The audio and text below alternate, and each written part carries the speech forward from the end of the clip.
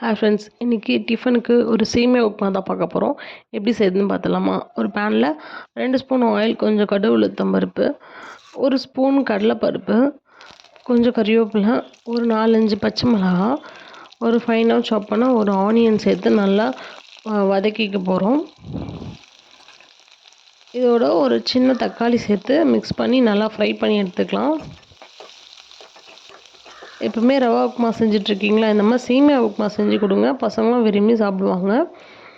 ஒரு தக்காளி சேர்த்து நல்லா பழமாக இருக்க தக்காளி சேர்த்து நல்லா மிக்ஸ் பண்ணி நல்லா வதக்கிக்க போகிறோம்.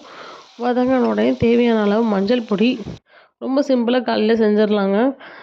கொஞ்சம் உப்பு, கொஞ்சம் மஞ்சள் பொடி சேர்த்துட்டு மிக்ஸ் பண்ணிவிட்டு தேவையான அளவு தண்ணி ஊற்றி நல்லா தண்ணி கொதிக்கிற வரலும் மூடி வச்சிடலாம்.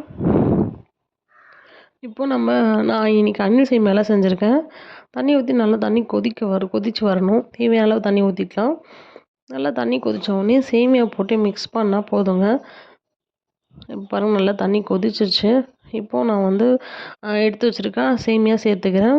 சேமியா சேர்த்து மிக்ஸ் பண்ணோம். ஆரம்பிக்கும்போது தண்ணி நிறைய இருக்க மாதிரி தான் தோணும். இல்லை, வேகிறதுக்கு தான் அந்த தண்ணி.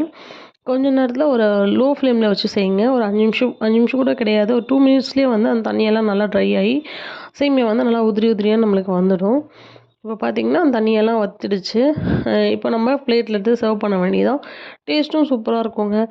ரவா உப்புமா பிடிக்காத குழந்தைங்களுக்கு இந்த மாதிரி சேமியா உப்புமா செஞ்சு கொடுங்க, அவங்களும் விரும்பி சாப்பிடுவாங்க. இந்த மாதிரி ஈஸியான டிஃபன் ரெசிபிக்கு என்னோடய சேனலை சப்ஸ்கிரைப் பண்ணிக்கோங்க. தேங்க்யூ.